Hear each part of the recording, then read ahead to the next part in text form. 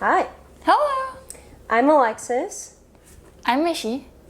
and we are both PhD students at the University of Hawai'i at Mānoa. I'm a fourth-year PhD student, and you? And I'm a fifth-year PhD student. I study second language studies. I study Biological Oceanography. I have about a year left, and you're close to defending. Yeah, I'm defending this month. Yeah. And we wanted to answer your question on whether or not doing a PhD is difficult. Yeah, what do you think? Is doing a PhD hard? I think definitely, at times, yeah. Yeah, I think so too. There's difficult and not so difficult things about everything, right? Yeah. But in this video, we thought we're going to tell you about the things that we thought were difficult throughout the years. Yeah, the things that make doing a PhD most difficult, I think. Yeah, we have like 6. Yeah, we have 6 key points, so we'll try to stay on track. Yeah, Yeah. let's get started. Yeah. Okay. The first thing is that doing a PhD is a really long process. It's anywhere from 4 years on the shorter end, maybe even 3 if you're in other countries, I think, and have a master's, to 8 years on the longer end. I don't know what's the record, but 8 years plus. Yeah, 8 years plus. Even 7, 8 years is not unusual in some fields in the US. Yeah. So it's just really a long time to be working on the same project. Once you decide your PhD focus, it has to be narrow enough that you can finish it in a reasonable amount of time, but it's just kind of too narrow to only think about that for that 4 long. years or more, for sure. So lots of PhD students, including us, Yeah, definitely. end up really tired of their project. And we've said this in other videos too, but just working on it from day to day, seeing it from the very start to the very end, you just don't want to do it anymore. You want to move on. Yeah, you kind of just start caring about it less and less, which is unfortunate, but I feel like most, mid to late PhD students feel that way. Yeah. Especially when you're in the middle and there's no end in sight. You probably feel a little bit different. Better. Yeah. Yeah. Yeah, so it's a really long time. And I think it's very different from undergrad, where you're taking, it's also 4 years, high school too, but you're doing so many different things. Yeah. And this is just one. And yeah, being a PhD student is stressful, so being in a stressful position for 4+ years is It's also not fun. yeah, a really long time. Yeah, so what are the things that make it stressful? Some of the other things? Yeah, that's good. Yeah. Number 2. Okay. So point number 2, I said that doing a PhD is very self-directed, and you have lots of autonomy, which is really good, but it's also really challenging at times because it means that your PhD program doesn't really have much structure, or your advisor isn't giving you all of this structure classes where there's big projects and final exams, but they're broken up into nice sections, day by day, syllabus and plan. It's kind of all on you to figure that out. Right, and it's your first time doing a project like this. Yeah. Any exactly. other project you've done before, even if you did those fully autonomous, it doesn't compare to a PhD project at all. I think. There's just so many components and so many different things that you have to do. Yeah, some things you've never done before, like publishing manuscripts. Yeah. Just doing that by yourself, even finding the journal. There's so many steps in it that you've never done before. Yeah, going to conferences by yourself. Yeah. Yeah, and I think the most challenging thing for me is the lack of structure. Because even if you're self-motivated, usually you're more motivated when you know what the next steps are. But I think you could be motivated and just not know what to do. And that kind of just kills any motivation that you have. I know for me, a little while ago, I was thinking, okay, I have to work on this project, I have to work on this paper, and I have to work on this poster presentation. But that's all I know is I have to work on this paper. I know the due date, but I wasn't exactly sure how to break down all of these 3 different projects that are happening kind of around the same time. Yeah. Yeah. And maybe your professors aren't really helping. Instead, they're giving you more duties. Yeah, adding on more things. And maybe for them, it's like they're used to it. They're used to juggling a lot of things. And maybe they're used to knowing when to say no. Yeah. But to us, it's always, oh, this is going to be great on your CV. You should do it. So we're like, okay, of course. Yeah. Yeah. So learning all of those things is difficult. Yeah, definitely. Yeah, the autonomy and lack of structure. Another challenge or difficulty is definitely the financial struggle you're in. Yeah. Because you're making, how do I say that? Pennies. Yeah, only a tiny amount of what you should be getting for the work that you're doing. Yeah, so I think we've talked about it before, but like PhD salaries are anywhere. What's the lower end? Like the lowest end? 20K maybe? Yeah, I know at our university Yeah. it's 20K So a year. 20K to maybe the highest that I know of at other universities is like close to 40K maybe. Which is already double than what I make. Yes, yeah, exactly. But at UH, the highest is like 37K, I think. Which is just crazy because if you went to any other job at this age, or just like looking at all of the jobs that your friends, or maybe even younger siblings have, Yeah. they're making like way more than you in a year, and You probably work more. yeah, and you probably work more. That's the sad part. So I think that's just kind of always in the back of your mind.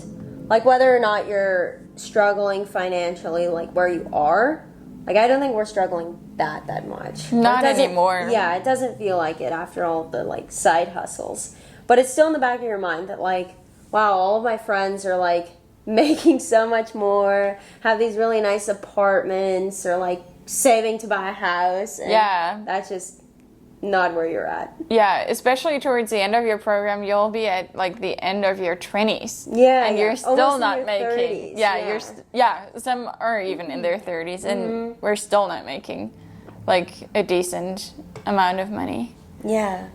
And then honestly, if you go on to do a postdoc, you're not. You still don't make that much money. Paid well A little either. bit more, but Not until after is when you start getting yeah. real. getting paid more. Yeah. So just, comparing yourself to others financially is like a little rough. And also you're constantly like applying for money, applying for grants. I mean, you're lucky that you had your GRFP. scholarship from the beginning or from your second year. Yeah. But lots of people have to keep reapplying for grants. And just the time that goes into these applications is too much. Yeah, for So a lot much. of rejection too. Like Right. a lot of things you're not getting. Yeah, and you should be working on your PhD project instead. Yeah. But you're just trying to figure out how to pay your rent. Yeah. Yeah. Yeah. So I think that is a pretty big struggle for most PhD students. Yeah. Just that is constantly on your mind. Yeah. Yeah. Next point? Yeah, next point. Okay, so number 4, I have that a PhD is isolating. And I think there's like a few reasons why. I think one, you're just focused on like something so tiny, so niche that only you and maybe your advisors and a few other people that are in closely related fields really care about.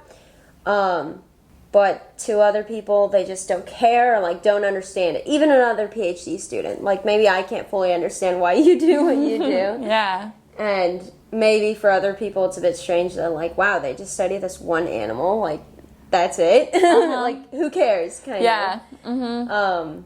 Yeah. And also just with your family, too. And friends. Yeah. Because, They might just think you're in school.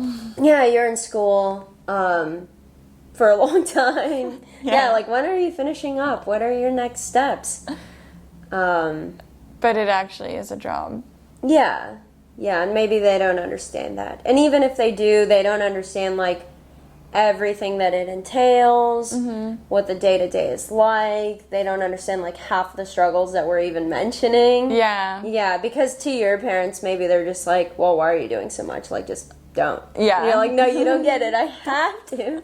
Like, we have to do these things. Yeah, and we're going to be talking about that feeling that you have to do things later too. Yeah. But yeah, what I was also thinking, especially in other countries, because we have a cohort because we take classes, at least in the beginning. That does help. But especially in other countries, or when your cohort is pretty small, there's not even like friends that you could be making. Right, yeah. If you're so different and like, don't interact much in classes. Right. Yeah, at least we interact like quite a bit, and that does help. Because you can complain to your friends about your advisor or like your professors, projects, or I don't know. Yeah, and having that is nice. Yeah, I think that's like mostly how it's isolating, is just that maybe no one understands your work or cares about it other than like you and a few people. Yeah. And even your dissertation, like no one's probably going to read it. Right. And yeah, just some things that you struggle with. We were kind of saying how it's very self-directed, so you struggle with lots of things, but no one can help you. Yeah, true.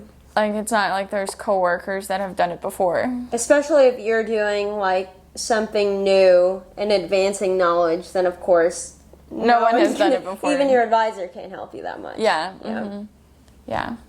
Yep. To our next point? Yeah, next point. We're going through this pretty quickly, but I guess that's kind of good. Yeah, I think this is a big one, too. Yeah, this is a long one. So yeah, that's what we were saying earlier, that you somehow always feel like you should be doing more. Everything. Should be doing something, yeah. Yeah.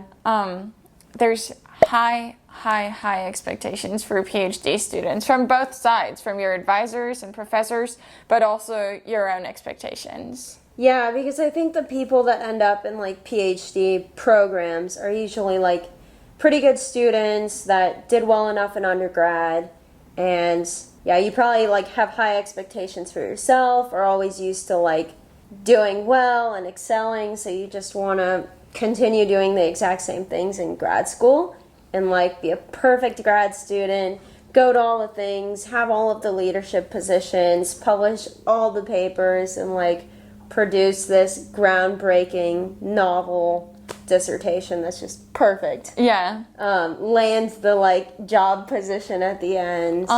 Yeah, I think you're just like ambitious people. Yeah.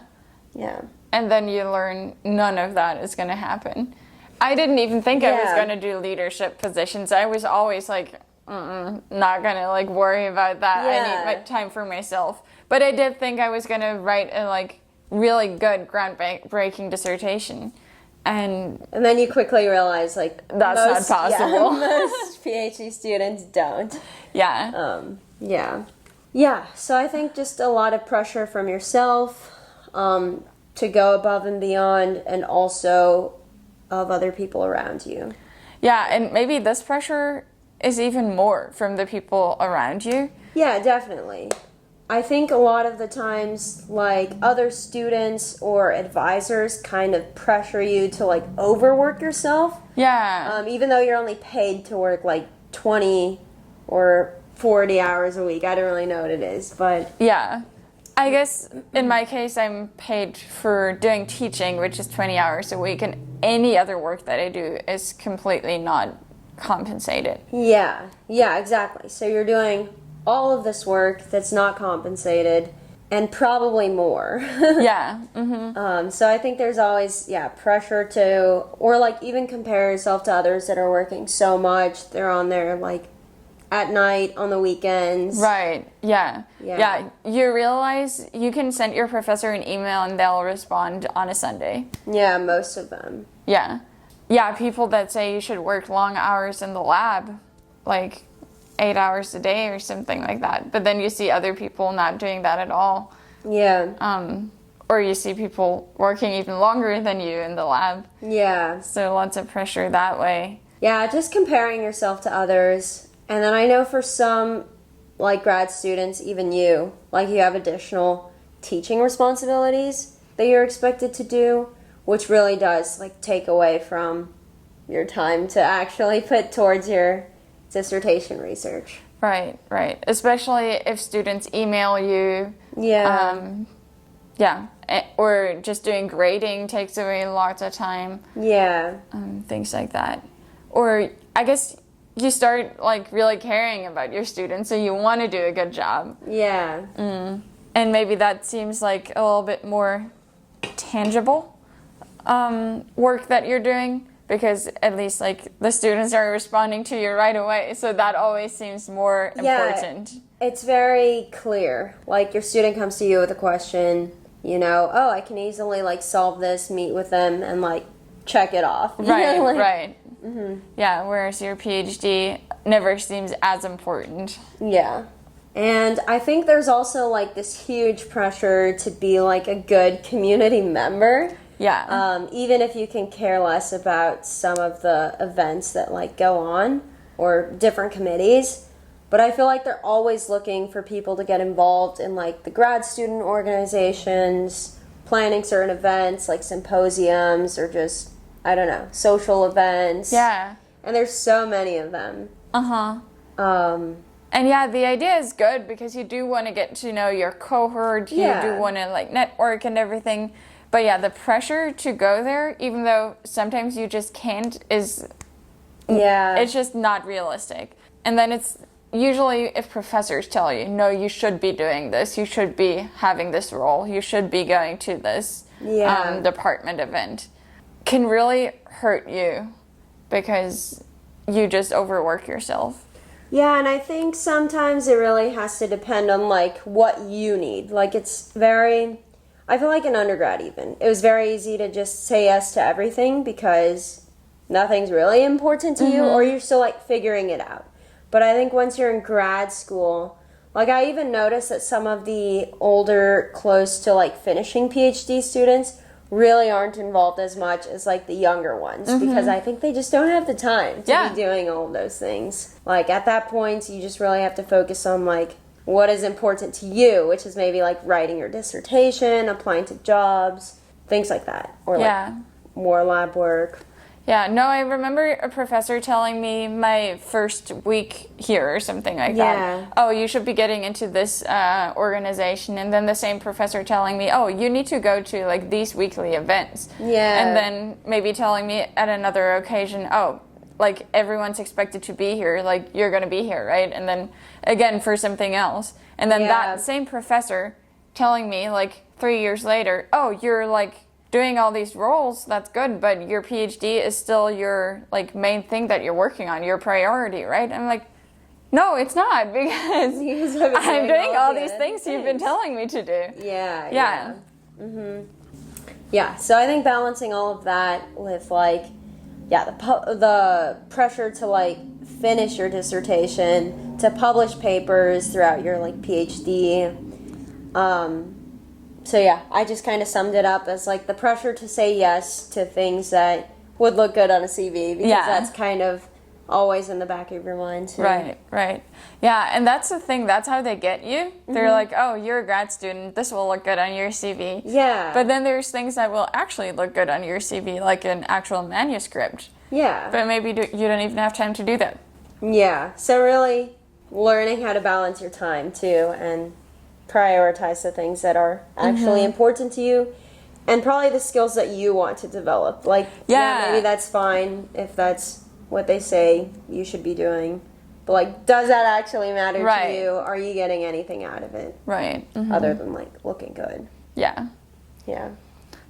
So maybe this is even the biggest thing that's difficult. Yeah, I think so too. I think it's one of the biggest things that bugs me about it. Yeah, me and too. Academia in general, because I feel like it doesn't really go away. It's just always there. Yeah, for sure. As a professor too. Yeah, that's why our professors respond on a Sunday night. Yeah, and that's why they're like on billions of committees. Right. Yeah. What's our last point? The last point was that you kind of just learn as you go, like you learn on the job. For a lot of things, you don't receive like formal training on how to do those things, whether it's like teaching, certain like lab techniques. And also, you are taking courses, and they do, like, give you some knowledge that is, like, fundamental or maybe, good to know, helpful to know, but it doesn't directly help you. Right. Even, like, some of the R courses, unless you have, like, a small class and a professor that's, like, willing to work with you, what you learn in class isn't, like, directly applicable to your... Yeah, project. like, it's helpful to know, and you learn the skills, but you still have to learn a lot on your own. Yeah, I think it's kind of like a sink or swim approach. If you happen to manage to learn these things by yourself, you're good, but no one teaches you. Yeah, I think it's the same with, like, teaching and mentoring, too. You kind of just learn as you go. They have, like, TA, what do you call them? Training? Training and stuff, but I feel like it doesn't actually help you. No, it's that also much. only like 1 weekend. Yeah. Yeah, no one can learn to teach in 1 weekend. Yeah, no one teaches you how to, like, mentor students. I mean, there are, like, other courses and things elsewhere that you can probably, like, apply to and do. Because you have that much time. Yeah. And it's more time. But most of it you just learn by, like, failing and figuring it out somehow yourself. And I think that's what a PhD is. It's just, like, figuring out how to do things that you don't know how to do. Right. And to be fair, maybe some advisors are really good at preparing you for it. Yeah. But our advisors also didn't get training to do these things. So some are better at, like, teaching you the important, like, PhD skills than others. Yeah, definitely. And it really does depend on, like, the type of advisor you have, how hands-on or hands-off they are, or, like, just how knowledgeable they are on their own. Right. Yeah. And then I think maybe one last big thing that you learn as you go is all the rules in academia. So all the hidden things, rules. Yeah, exactly. So when I came into my program, I had no idea that I should have been talking to one professor, like, and kind of aligning my research with their research. I just thought it's a program like any other one. I just sign up for it. Yeah. Yeah, and I think the whole thing now that we're trying to do is, like, demystify the application process, because there's so many people that just don't know. No, we how never would say you it know? anywhere. Yeah, and then the same thing, like, goes on throughout grad school. It's not only the application. It's also, I don't know, like, who you should be talking to throughout your program, where you should be presenting. There's some, like, conferences that everyone should be presenting at, some that maybe only you should be presenting at. Yeah. But you don't know. Like, maybe you have an advisor that tells you, maybe you don't. Yeah. Same with, like, publishing. When are you supposed to publish? What are you supposed to publish? Yeah. Like, what kinds of stuff should you be working on early on so that you have something to publish? Yeah, which journals to go to. Also help with, like, networking. Yeah. When you need to be networking and looking at, like, postdocs or just future jobs. Like, I really don't know how much your advisors and stuff prepare you for, like, next steps, but I feel like they really should. They should, but it doesn't always happen. Yeah.